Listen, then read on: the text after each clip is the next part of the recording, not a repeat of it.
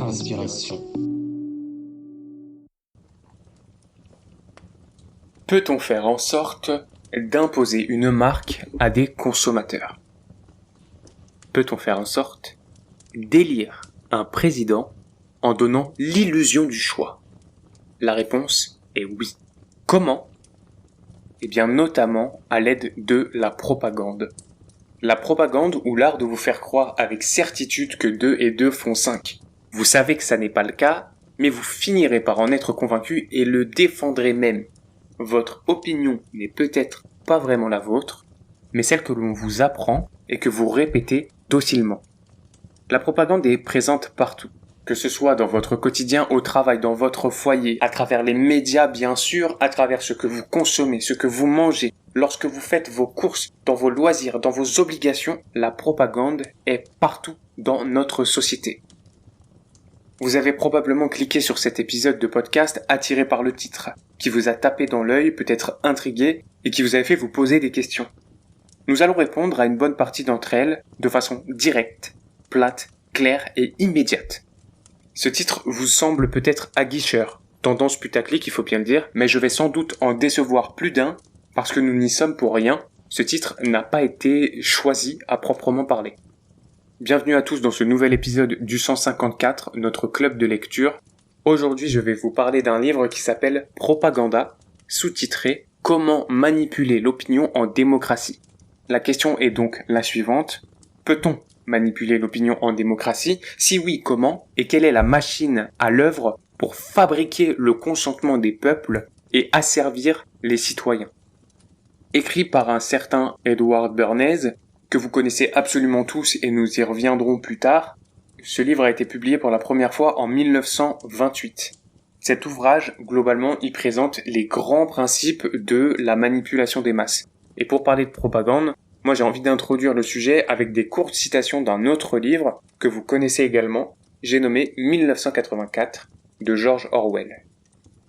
Le pouvoir est le pouvoir sur d'autres êtres humains, sur les corps, mais surtout sur les esprits. Nous commandons à la matière puisque nous commandons à l'esprit. La réalité est à l'intérieur du crâne. Le pouvoir est d'infliger des souffrances et des humiliations. Le pouvoir est de déchirer l'esprit humain en morceaux que l'on rassemble ensuite sous de nouvelles formes que l'on a choisies. Ces quelques citations, elles nous parlent du pouvoir bien sûr, mais elles sont plus que pertinentes car la propagande est l'un des outils majoritaires du pouvoir pour façonner votre vision du monde, pour séduire et bien sûr pour contrôler les peuples. Bon, on a notre petite introduction, maintenant essayons de faire connaissance avec ce fameux Monsieur Bernays qui a écrit le livre. Ensuite nous allons vraiment nous plonger dans le bouquin en reprenant le découpage des différents chapitres je pense, et en se posant tout un tas de questions pour comprendre pourquoi la propagande, comment la propagande, et je vais vous donner pas mal d'exemples. Je vais essayer d'être clair, précis, sans trop aller dans le détail, parce qu'il y a énormément d'informations, sachant que l'on est sur un book club, donc une revue de lecture. Petit historique. Edward Bernays. Edward Bernays, il est né en 1891 à Vienne, en Autriche. Ses parents, ils vont immigrer aux États-Unis alors qu'il est encore très jeune, et Edward Bernays, il décédera en 1995 à l'âge de 103 ans. D'un point de vue purement familial, Edward Bernays, il est lié, et pas qu'un peu, à une personnalité que vous connaissez qui s'appelle Sigmund Freud. Freud, qui était neurologue initialement, c'est celui qui a développé et théorisé la psychanalyse. Pourquoi il est lié à Freud? La mère d'Edward, c'est la sœur de Freud. Autrement dit, Freud, c'est son tonton à Edward. Et en plus de ça, son autre tante, côté paternel, c'est l'épouse de Freud. C'est donc encore plus son tonton, le Freud. Si je résume, Edward c'est donc le double neveu de Freud, autrement dit Freud, c'est le tonton d'Edward. Ok, je vous laisse souffler un petit peu, réfléchir, assimiler l'information. Je sais que ça fait un arbre généalogique un petit peu original, un peu circulaire, mais pas du tout de consanguinité là-dedans.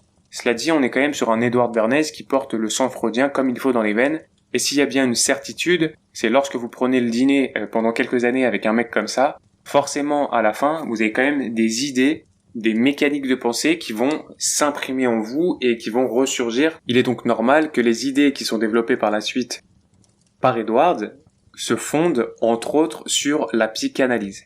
Et les travaux de Tonton, ils ont tellement intéressé le petit Bernays qu'il ira même jusqu'à financer la traduction des œuvres de son tonton aux États-Unis. Tant que j'y suis, quand je parle des influences d'Edward Bernays, je suis obligé de citer le travail de Walter Lippmann, qui est un peu considéré comme l'un de ses mentors, et qui lui envisage la propagande comme étant le seul outil de contrôle des foules dans son ouvrage qui s'appelle Public Opinion. L'idée de ces doctrines, c'est en fait de fonder le comportement des foules au sens de Gustave Le Bon. Gustave Le Bon, c'est un autre penseur qui a écrit, lui, La psychologie des foules. C'est un petit bouquin que j'ai d'ailleurs dans la bibliothèque. On en reparlera peut-être en temps voulu. J'ai pas encore décidé, il faut que je me fasse un avis là-dessus. Quoi qu'il en soit, Gustave Le Bon, il envisage la foule comme étant une espèce de masse informe. En fait, si vous voulez, pour Gustave Le Bon, la foule, c'est un slime. Voilà, c'est un peu ça l'idée. Donc c'est gluant comme ça, ça a pas trop de forme, on sait pas trop à quoi ça sert. Cette vision des foules, je mets une petite nuance, elle est d'ailleurs partiellement fausse et je vous renvoie au travail de Mehdi Moussaïd, qui est un chercheur sur le domaine des foules. Vous le connaissez probablement sous le nom de Fouloscopie. Il partage son travail sur les réseaux sociaux. Donc je vous encourage à aller le voir, c'est très intéressant. Je reprends. L'idée de cette doctrine, c'est donc de considérer les foules un peu comme un slime, et il est important, dans les doctrines qui seront développées, d'avoir une utilisation assez massive des émotions, parce qu'il faut quand même rappeler que l'homme est un animal émotionnel et assez moutonnier par excellence.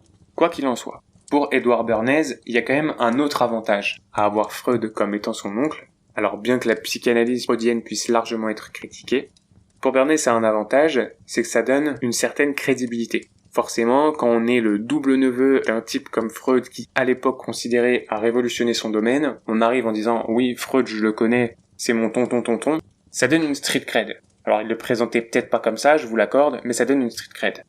Ça, c'est un avantage pour Bernays dans son travail et dans ce qu'il développera par la suite.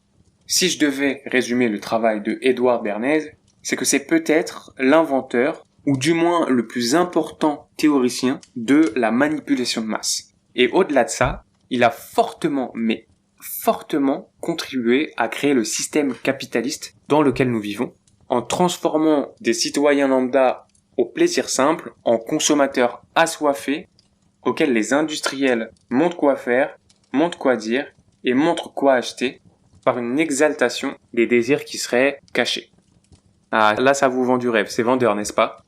Alors vous en faites pas, je vais vous donner plein d'exemples pour la suite, donc restez bien, ça va être hyper intéressant et également très perturbant. Mais avant ça, je suis obligé de vous donner un peu plus de contexte pour expliquer la genèse du phénomène Edward Bernays.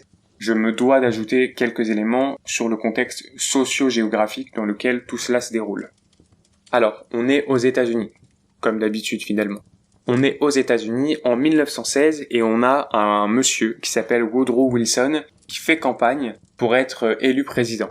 Et en fait, cette campagne, elle se déroule pendant la Première Guerre mondiale, avec un candidat président qui dit qu'il n'entrera jamais en guerre. Hors de question, ça n'est pas notre problème, c'est le problème de l'Europe et du reste du monde, mais pas le nôtre. On est en 1917. Woodrow Wilson, il est élu, mais manque de peau, 1917, c'est l'entrée en guerre des États-Unis. Donc il y a un enjeu qui est très fort pour le président qui est nouvellement élu, c'est réussir à faire accepter la guerre au peuple. Je vous rappelle qu'il a fait campagne en disant « jamais de la vie ». Il va donc y avoir la mise en place d'une commission très spéciale qui s'appelle la commission Creel. Cette commission Creel, elle va être chargée d'orchestrer le changement de discours étatique et plus encore de faire adhérer l'ensemble des citoyens à ce conflit international qu'on leur avait promis d'éviter. Je vous fais une petite ellipse temporelle. On est post-Première Guerre mondiale et la classe ouvrière, elle est dans une situation assez compliquée parce qu'elle doit tout reconstruire et elle est en plein rejet par rapport aux conditions de vie dans lesquelles elle évolue. Il y a donc une atmosphère qui est particulièrement tendue, socialement parlant. Et en parallèle de ça, forcément, il y a un rejet massif des entreprises du privé, du monde corporate. Eh bien, ces entreprises du privé, avec leurs grandes machines industrielles, elles se disent « et si on exploitait les méthodes de la commission Creel ?» Parce que la commission Creel a très bien travaillé, Donc maintenant, est-ce qu'on n'essayerait pas de mettre en place des stratégies d'influence à large échelle qui permettraient de modifier finalement la perception que le peuple a de nous, les industriels? Alors on va repasser sur l'ego des industriels, mais c'est là la première manœuvre concrète et presque assumée de la mise en place de moyens de propagande pour servir des intérêts privés. Ce que je n'ai pas précisé mais que je pense que vous avez compris, c'est qu'évidemment dans cette commission Krill, on a notre fameux Edward Bernays.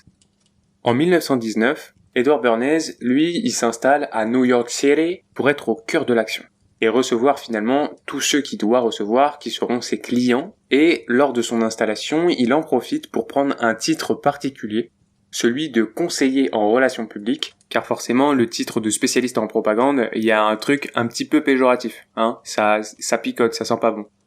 Bernays, lui, il revendique ce terme de relations publiques, qui n'est dans l'absolu rien d'autre que de la propagande, on est bien d'accord. Mais en fait, c'est une déformation subtile du langage, c'est du novlangue, c'est une modification du vocabulaire pour transformer la perception de la réalité qui dérange, alors que la réalité effective, elle, ne change pas. Bon, j'espère que vous avez tout bien suivi jusque-là, on va pouvoir commencer à rentrer dans le concret, dans le dur. On va reprendre le bouquin et on va suivre tout ce que nous propose Bernays, en piochant ce qu'il y a d'intéressant, et je vais vous illustrer tout ça avec des exemples, des citations, et là ça va commencer un petit peu à piquer dans les jambes, dans les mains. Alors vous en faites pas, vous allez peut-être avoir, quelques angoisses, peut-être que vous allez réaliser un certain nombre de choses, mais une fois tombé tout au fond du terrier, ça passera, vous n'avez pas d'autre choix. Première étape, organiser le chaos. Autrement dit, pourquoi la propagande ? Ce que nous propose Edward Bernays dans Propaganda, c'est tout d'abord de comprendre à quoi sert la propagande. Selon lui, il est absolument essentiel d'avoir la propagande pour pouvoir organiser le chaos. Je cite. « Nous sommes pour une large part gouvernés par des hommes dont nous ignorons tout, qui modèlent nos esprits, forgent nos goûts, nous soufflent nos idées. C'est là une conséquence logique de l'organisation de nos sociétés démocratiques. Cette forme de coopération du plus grand nombre est une nécessité pour que nous puissions vivre ensemble au sein d'une société au fonctionnement bien huilé. » Un peu plus loin, il écrit « Nous sommes dominés par ce nombre relativement restreint de gens, et un peu plus loin encore, ce sont eux qui tirent les ficelles.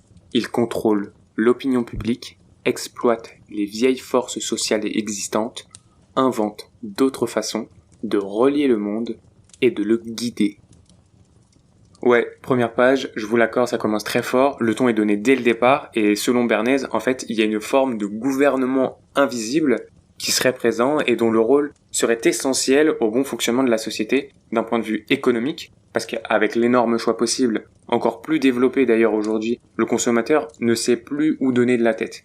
Je vous renvoie d'ailleurs à ce sujet sur mon épisode « L'hypermarché, c'est la dictature ». Le gouvernement invisible, caché, inconnu du grand public, il est aussi essentiel plus largement d'un point de vue social et sociétal pour faire comprendre aux citoyens consommateurs ce qui est bon pour lui. Et qui dit social et sociétal dit évidemment influence de la politique pour diriger l'envie et la vie des citoyens. À nouveau, il écrit, la page juste après, « Le gouvernement invisible a surgi presque du jour au lendemain, sous forme de partis politiques rudimentaires. Depuis, par esprit pratique et pour des raisons de simplicité, nous avons admis que les appareils des partis restreindraient leur choix à 2 candidats, 3 ou 4 au maximum. Si ça vous parle, c'est normal, vous devriez normalement faire le lien avec le fonctionnement des modèles politiques actuels dits démocratiques que l'on voit en Occident, aux États-Unis bien sûr, mais aussi en France. Cette structure, c'est Bernays qui nous le dit, elle a permis d'organiser l'esprit de groupe, sous-entendu de la démocratie, et a permis de simplifier sa pensée collective. Si vous trouvez ça légèrement inquiétant, il faut pas vous en faire parce qu'on n'est qu'au début, donc accrochez-vous bien. Alors comment on s'organise pour faire en sorte d'orienter les messages qu'on veut faire passer ? Tout cela est bien sûr possible grâce à tout un tas de médias au sens large du terme. Je vous lis. Maintenant qu'il est possible de transmettre instantanément des idées, quelle que soit la distance et la taille de la population, bien d'autres modalités de regroupement sont venues s'ajouter à cette intégration géographique, au point que des gens partageant les mêmes opinions ou les mêmes intérêts peuvent être associés et mobilisés en vue d'une action collective alors qu'ils vivent à des milliers de kilomètres les uns des autres. C'est d'autant plus vrai aujourd'hui avec l'explosion des réseaux sociaux. Alors tous ces sujets-là, évidemment, ça nous pose beaucoup de questions.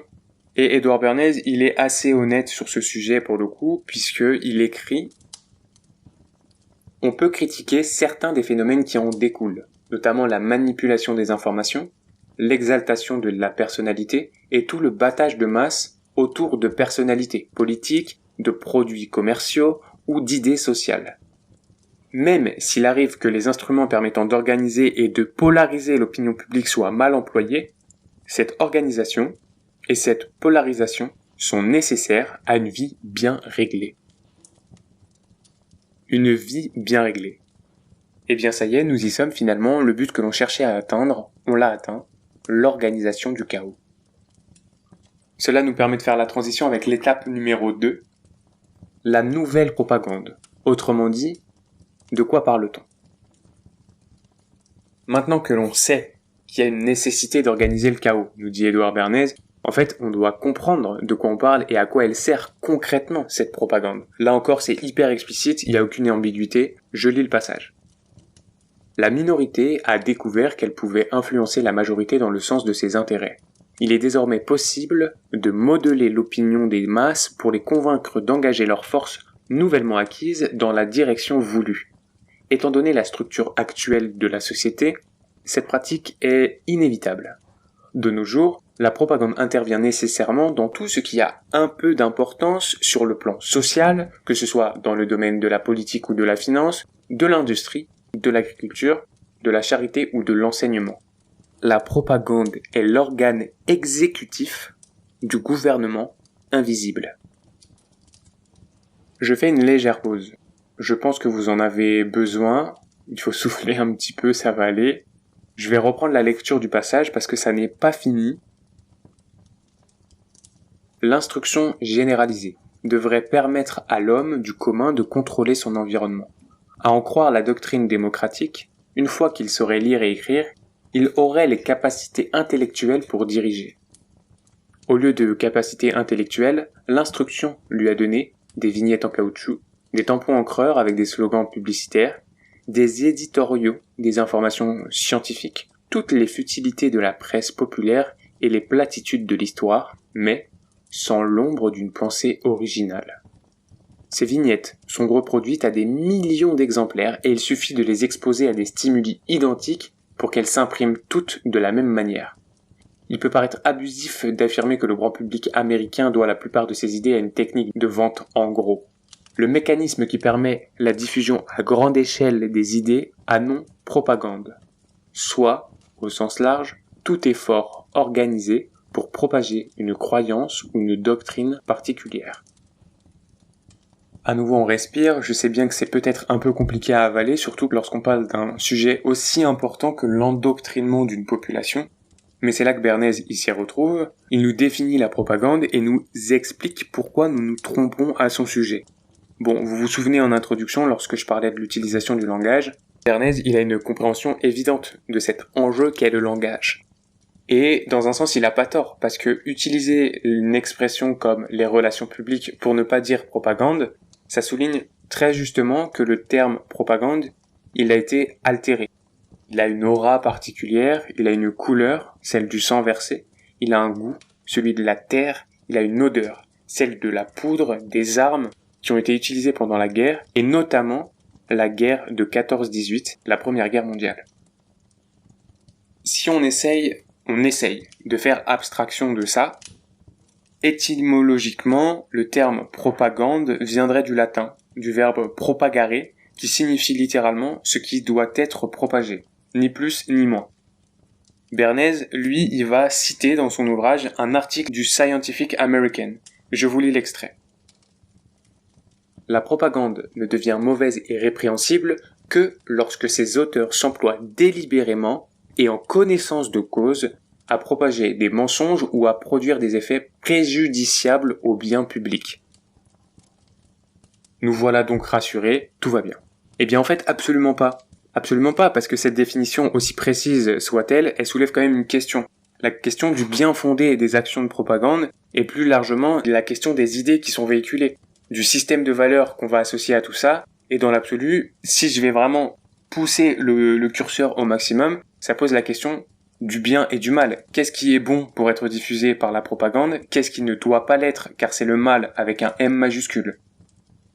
Bien sûr, dans une certaine mesure, on a des définitions communes qui nous permettent de vivre en société, mais le vrai sujet que ça soulève ici, c'est le niveau du propagandiste, parce que c'est finalement lui tout seul qui va définir le bien, le mal, et décider ou non d'infléchir complètement le cours des idées qui ont vent dans la population, pouvant même, écoutez bien, infléchir le cours de l'histoire avec un H majuscule.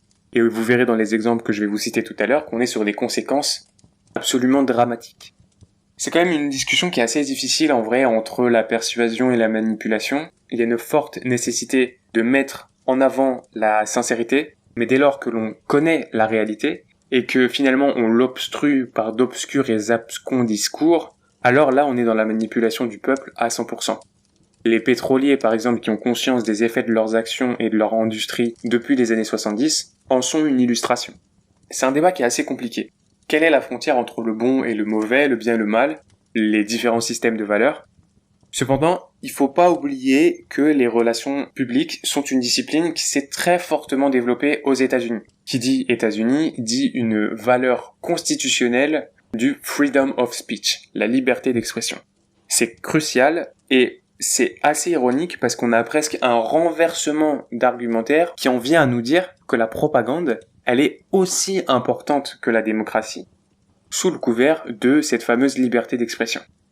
Mais là, on a un souci quand même, c'est qu'on parle souvent d'intérêt privé. Alors, la question c'est vraiment, est-ce qu'une entreprise privée peut être responsable? Est-ce qu'elle peut être éthique? Le problème de la propagande, c'est qu'elle est souvent venue d'un groupuscule plus ou moins identifié, qui a des objectifs personnels, intrinsèques, qui lui sont propres, et qui induisent une modification qui peut être profonde de la société, et pas forcément dans une dynamique d'intérêt général. Alors évidemment, si on voulait être complet, il faudrait qu'on s'intéresse au développement des relations publiques, parce qu'on a des domaines, notamment les domaines artistiques, où on va retrouver des postes de chargés de relations avec le public, qui vont avoir un rôle de médiation vis-à-vis des œuvres. Et c'est un petit peu différent, parce que dans une certaine mesure, on a le bénéfice de la transmission et de la compréhension des œuvres. Et de la même façon, on peut se dire qu'une boîte pharmaceutique, qui développerait un médicament pour une maladie qui serait pas encore bien maîtrisée, pas encore connue, souhaiterait mettre sur le marché son médicament. Eh bien, cette entreprise pharmaceutique, elle va peut-être essayer d'influencer le grand public, d'influencer la réglementation pour pouvoir améliorer l'accès aux soins. Ce qui ne veut pas dire, attention, qu'il n'y a pas une logique purement commerciale derrière. Il existe tout un tas d'exemples à ce sujet, notamment sur le secteur pharmaceutique d'ailleurs. Bref, tout ça c'est une réflexion profonde à avoir, mais fin de la parenthèse philo pour le moment.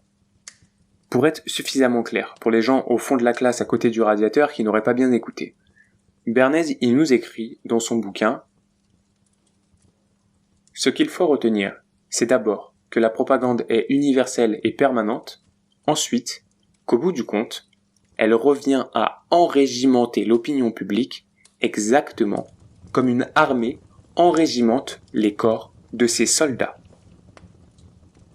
Alors, je sais pas vous, je trouve que c'est une façon plutôt élégante de dire que la propagande fait de nous les pions d'une manœuvre plus globale, dédiée à un objectif précis et qui a été décidé unilatéralement. Edward Bernays, il écrit aussi d'autres choses, je continue. Il écrit « Compte tenu de l'organisation sociale qui est la nôtre, tout projet d'envergure doit être approuvé par l'opinion publique. Autrement dit, le mouvement le plus admirable risque de passer à la trappe s'il ne réussit pas à marquer les esprits. » Et un petit peu plus loin, cela indique à l'évidence qu'à partir du moment où quelqu'un, n'importe qui, a suffisamment d'influence, il peut entraîner à sa suite toute une partie de la population, du moins pour un temps, et dans un but précis. Au moins, maintenant, c'est clair. Passons à l'étape suivante. Les nouveaux propagandistes. On a décrit pourquoi, on a décrit quoi. Maintenant, il faut savoir qui. Qui est derrière tout ça? Excellente question. Qui sont les hommes qui, sans que nous en ayons conscience, nous soufflent nos idées, nous disent qui admirer et qui mépriser, ou ce qu'il faut penser de la propriété des services publics, des tarifs douaniers, du prix du caoutchouc, du plan dose, de l'immigration? Qui nous indique comment aménager nos maisons et comment les meubler? Quels menus doivent composer notre ordinaire et quel modèle de chemise il est de bon ton de porter? Ou encore, les sports que nous devrions pratiquer et les spectacles que nous devrions voir, les œuvres de bienfaisance méritant d'être aidées, les tableaux dignes d'admiration, les argotismes à glisser dans les conversations, les blagues censées nous faire rire. Effectivement, la question c'est qui? Dans ce chapitre, Edouard Bernays y revient sur ce concept de gouvernement invisible et de groupement minoritaire mais qui domine la majorité du peuple. Je cite à nouveau.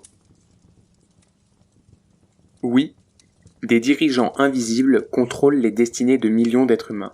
Généralement, on ne réalise pas à quel point les déclarations et les actions de ceux qui occupent les devants de la scène leur sont dictées par d'habiles personnages agissant en coulisses. Plus important encore, nous ne réalisons pas non plus à quel point ces autorités façonnent à leur guise nos pensées et nos comportements. C'est effectivement assez flippant et c'est très proche de théories que certains qualifieraient de complotistes. Et donc Bernays, vous avez compris qu'il était malin, donc il avait prévu le coup et il essaye de modérer cette notion de gouvernement invisible. Un exemple, admettons que vous ayez des enfants qui vont à l'école. On leur apprend quoi dire, quoi faire, quoi penser, et tout ça c'est géré finalement par un petit groupuscule, mais vous, en tant que parent, normalement vous avez une certaine autorité sur vos gosses. Et si vous en avez pas, peut-être qu'il faut revoir des épisodes de Super Nanny. Mais vous voyez l'idée générale, vous avez une autorité, et donc vous pouvez modérer en fait ce que vous avez en regard. De la même façon, si vous êtes dans une entreprise, on vous dicte votre comportement, on vous dit quoi faire, comment vous comporter. Évidemment, c'est normal, dans une certaine mesure. Cela dit, vous êtes théoriquement équipé d'un cerveau. Alors pas tous, je sais, c'est de la théorie. Mais ce cerveau vous permettrait d'avoir un semblant de libre arbitre qui vous permettrait de prendre du recul, de la perspective et faire preuve finalement d'esprit critique pour ne pas être une simple larve esclave absolue de tout ce qu'on lui raconte et de tout ce qu'on lui dit de faire. Finalement, dans ce chapitre, ce que nous propose Edouard Bernays pour notre rôle de propagandiste, ou plutôt je vous rappelle, de conseiller en relations publiques, c'est de le voir et comprendre comme étant un interprète. C'est-à-dire que d'un côté, vous avez des idées, des projets qui vont être transmis à la population, c'est dans un sens, et de l'autre sens, vous avez des réactions, des opinions à l'égard de ces projets, à l'égard de ces idées, qui sont retransmises aux auteurs qui en sont l'initiative de ces projets. On a donc des grandes étapes. Le bon petit propagandiste que vous êtes doit, grand 1, analyser le problème et en comprendre la nature profonde. Grand 2, déterminer le public potentiel et le message que vous souhaitez adresser à votre public. Grand 3, proposer un plan d'action. Le but d'un conseiller en relations publiques, c'est de comprendre les us et coutumes de la société, de les interpréter et d'en façonner de nouveaux, en accord avec ceux que vous souhaitez transmettre. Tout cela avec la sincérité en règle d'or, du moins c'est recommandé, on l'espère. Maintenant, qu'est-ce que la sincérité? Eh bien, je vous renvoie aux questions que je me posais précédemment sur le bien et le mal, avec en tête quand même un détail et pas des moindres, c'est que à la fin, c'est quand même celui qui paye qui a le dernier mot. Il y a maintenant un sujet lié à la psychologie. Je saute volontairement ce chapitre qui est dédié à la psychologie des relations publiques, parce que je vous ai déjà parlé des influences freudiennes, j'ai évoqué Walter Lippmann, j'ai cité le travail de fouloscopie qui a été réalisé par Mehdi Moussaïd, tout ça pour avoir une nuance à tous ces propos-là. J'ai aussi parlé de l'usage de la langue à plusieurs reprises, j'ai bien mis en avant l'importance du volet émotionnel que représente la propagande, et vous allez le voir dans les exemples par la suite. Donc je pense que, pour pas vous faire un podcast qui va durer 5 ans, je vais avancer un peu sur la suite, à savoir les fameux exemples concrets dont je vous parlais et qui sont en fait des applications directes de tout ce qu'on s'est dit jusque maintenant. Et quoi de mieux que de citer à nouveau Bernays lui-même pour faire la transition. En matière de charité publique comme en affaires, en politique et même en littérature, partout, la propagande s'est imposée, parce qu'il faut mobiliser le peuple pour qu'il donne de l'argent, tout comme il faut le mobiliser pour qu'il souscrive à la prophylaxie anti-tuberculeuse. Étape 4. On y arrive enfin. L'influence, la propagande, les exemples. Alors je peux malheureusement pas vous citer tous les secteurs dans lesquels la propagande est à l'usage, donc j'en ai sélectionné que 2, mais assez majeurs. J'aurais pu rajouter à tout ça le social, les arts, les sciences et bien d'autres. De même, je prends seulement quelques exemples sur les secteurs que j'ai choisis, parce que je veux pas vous faire une liste de courses, ça n'a aucun intérêt, sachant que dans l'absolu, nous pourrions parler de chacun des exemples que je vais vous citer pendant des heures sans problème, avec tout un tas de détails que je n'aurai pas forcément et qui manqueront parfois sur certains sujets de précision. Cela dit, commençons dès à présent avec, bien évidemment, l'entreprise, le secteur privé. Le premier constat de Bernays, Edward Bernays, c'est de nous dire qu'aujourd'hui, je vous rappelle qu'on est dans les années 30 et donc c'est encore plus vrai à notre époque actuelle, l'entreprise considère les consommateurs comme étant des associés à part entière. Pour une raison assez simple, c'est qu'on est dans un mode de production de masse qui est lié à l'époque au développement du capitalisme et aujourd'hui à sa continuité, avec un besoin fondamental du consommateur pour continuer d'exister et pour faire en sorte tout simplement que l'entreprise reste rentable. Donc à ce titre-là, la propagande elle va jouer un rôle absolument majeur et selon notre petit Edward, l'efficacité de la propagande elle dépend fortement de l'angle d'attaque que l'on va retenir dans le plan d'action que l'on évoquait un petit peu plus haut. Imaginez-vous, vous êtes un industriel qui produit de la viande et en particulier ce que vous faites, c'est du bacon. Vous adorez le bacon. On est aux États-Unis, le bacon c'est donc un peu une institution et ça vous paraît probablement évident, j'ai pas besoin de le dire. Mais d'où est-ce que ça sort ? Eh bien, c'est une excellente question à nouveau parce que, a priori, les pères fondateurs, ils se sont pas dit, Mitchell, dans les siècles qui vont suivre, on aura des flingues, des grosses voitures et du bacon.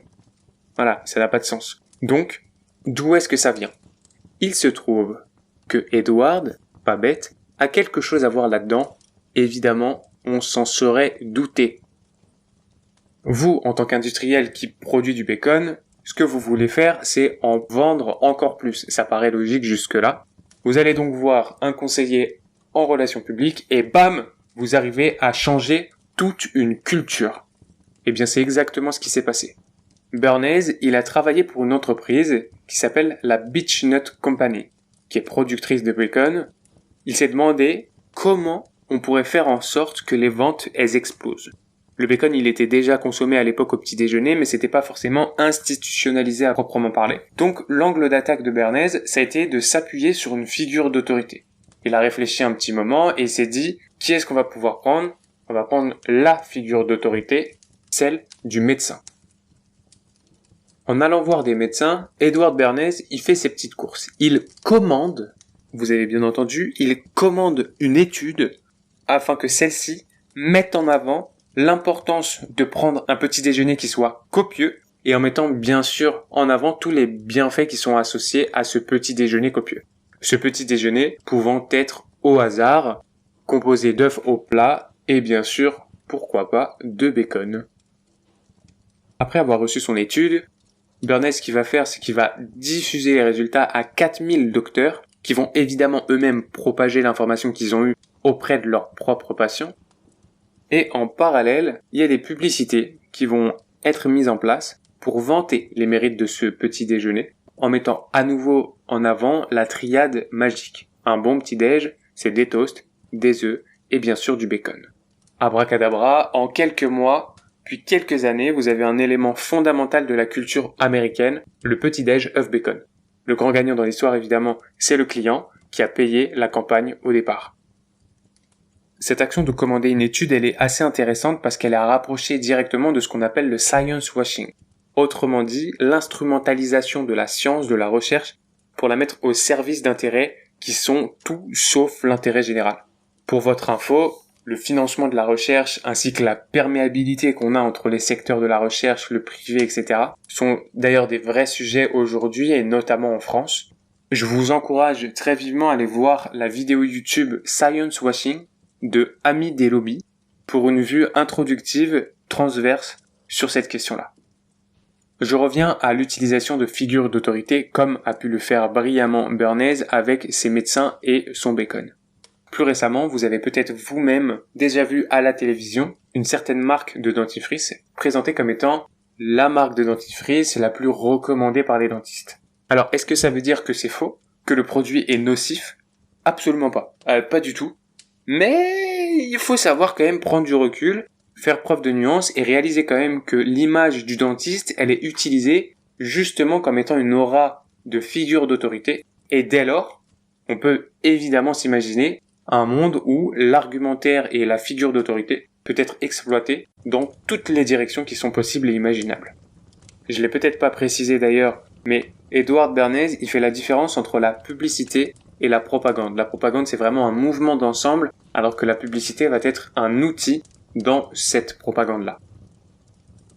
La question de la figure d'autorité d'ailleurs est intéressante à analyser également, et pour ça je vous conseille de vous renseigner sur la fameuse expérience Milgram, qui analyse la docilité du comportement humain face à l'autorité, y compris quand cela implique la souffrance de la personne que l'on pourrait avoir en face de soi. Et pareil, ça il faudrait prolonger la réflexion si on veut aller dans des visions un peu plus philosophiques, surtout le travail de Hannah Arendt sur le régime nazi et la passivité des auteurs des actes qui se sont contentés, je le résume, je le caricature, de dire « on m'a dit de le faire, donc je l'ai fait ». Je reviens au cœur de nos exemples sur l'entreprise. Il faut quand même que je vous parle d'un autre client de Edward Bernays, l'American Tobacco Company. Le problème de cette boîte, c'est son constat, c'est qu'il lui manque un consommateur qui soit régulier comme les autres et qui représente un marché potentiel qui n'est autre que la moitié de l'humanité. Rien que ça. Ce consommateur que l'American Tobacco essaye d'avoir, c'est les femmes. Pour ce cas-là, Bernays, il est allé voir un de ses potes, un psychanalyste freudien, et il lui a demandé comment est-ce que je pourrais faire. Ce que lui a répondu son pote, c'est que l'inconscient féminin voulait une seule chose, un pénis, et donc il fallait réussir à illustrer le symbole phallique. Bon, passons, je vous ai dit en 2 mots qu'il y avait plus qu'une critique à faire sur la psychanalyse freudienne. En gros, c'est de la merde, mais bref, passons. Toujours est-il que Bernays, lui, il va partir quand même avec cette idée dans la tête, et il va l'étendre. Il va voir quand même un peu plus loin que ça, en se disant que il peut être intéressant de faire appel au féminisme, et en particulier à la lutte pour le droit des femmes. C'est assez audacieux, vous allez voir. Quel est le lien entre la cigarette et le droit des femmes? Eh bien, quoi de mieux que d'utiliser l'image, l'aura, la représentation dont disposent à l'époque les suffragettes qui luttaient pour le droit de vote des femmes. Bernays, il a réussi à persuader certaines de ces suffragettes que pousser les femmes à fumer, ce serait un acte fort qui représenterait à la fois une rébellion et une libération de l'oppression à laquelle font face les femmes.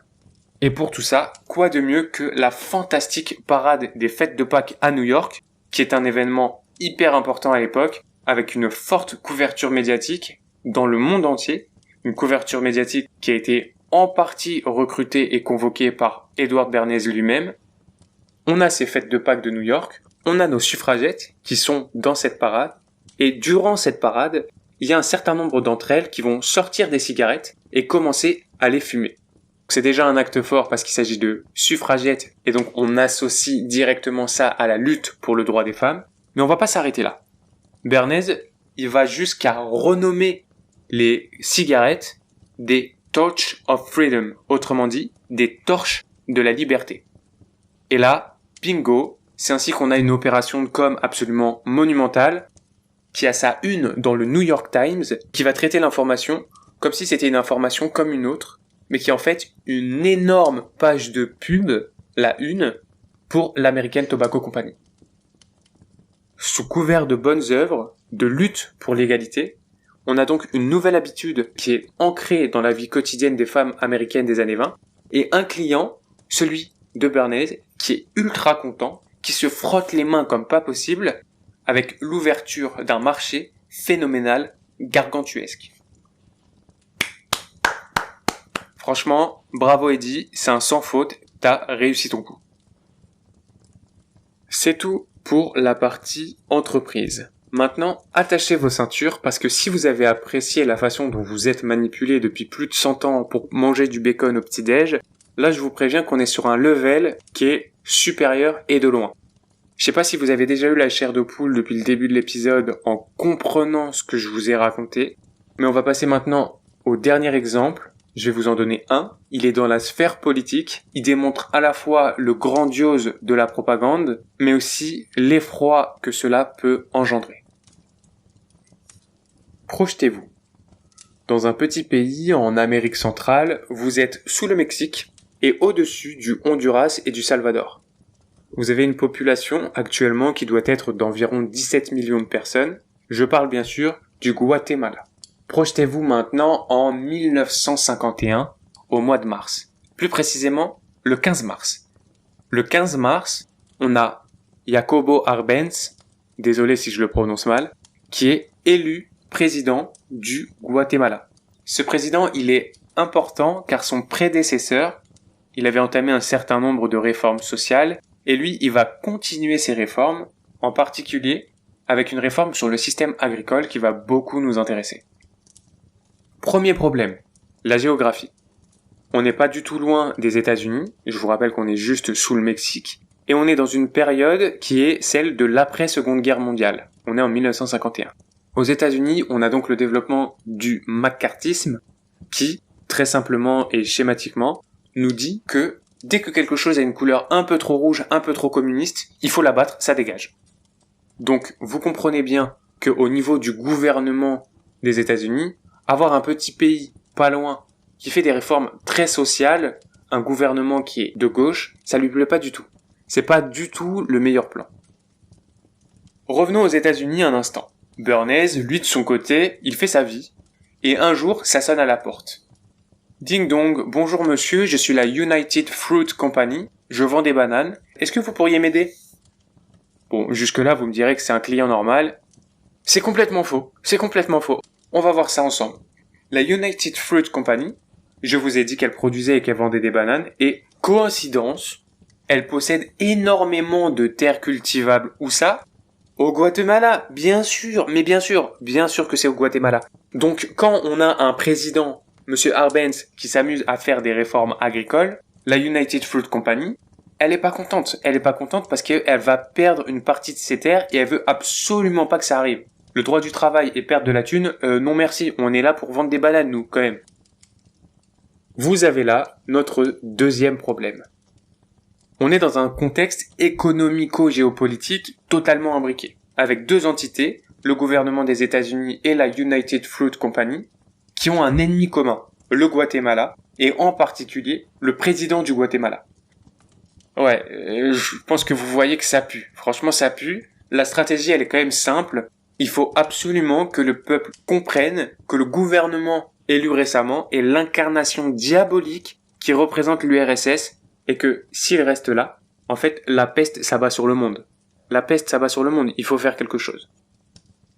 L'offensive que Bernays met en place contre ce régime et contre ces réformes qui dérangent son client, c'est d'entrer en guerre. Nous sommes en guerre.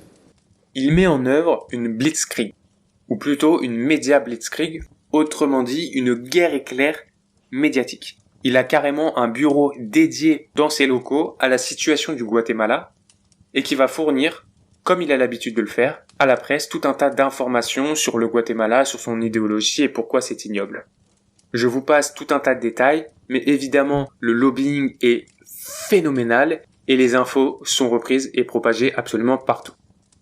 Bon, là je vous ai parlé d'Edward Bernays, c'est génial, mais le gouvernement des États-Unis dans tout ça.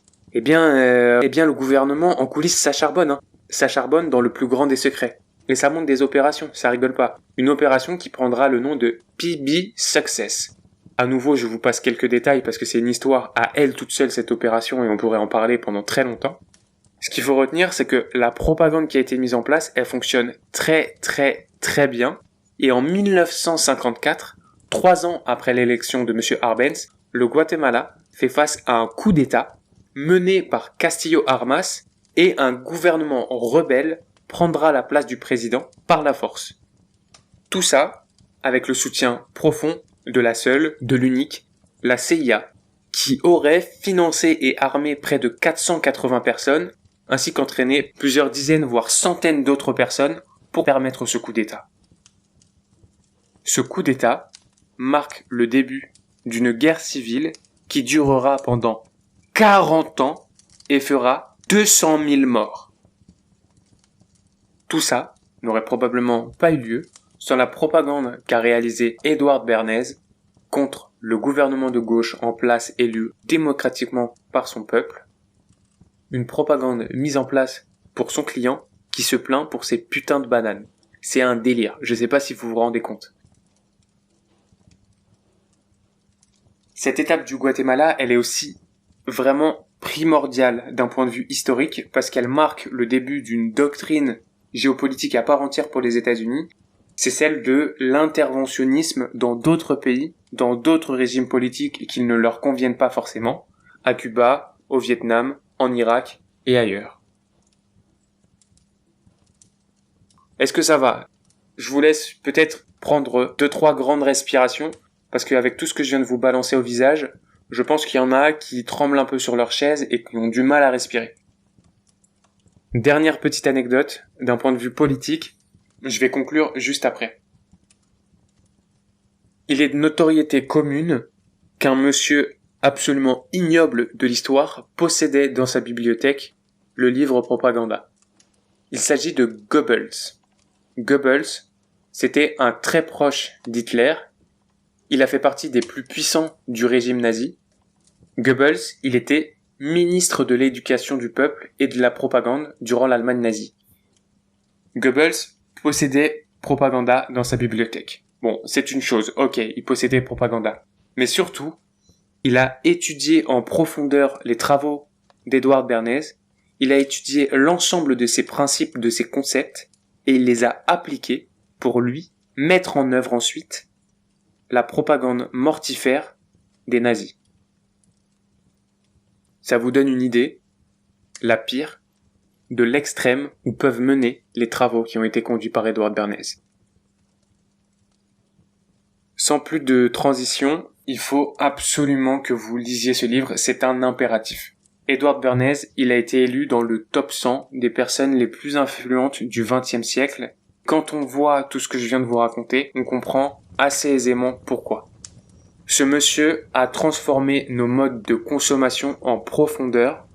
Il en a créé de nouveaux, mais il a aussi définitivement changé la face du monde et de l'histoire et la façon dont la gouvernance s'exerce dans nos régimes politiques. Avec ce livre, on n'a même pas besoin de l'interviewer, de faire un interrogatoire pour deviner toutes les obscures manigances qui sont possibles, parce qu'en fait, tous les aveux sont là. Tout est écrit noir sur blanc devant nos yeux. Ces aveux sont disponibles librement. Il faut que vous les lisiez.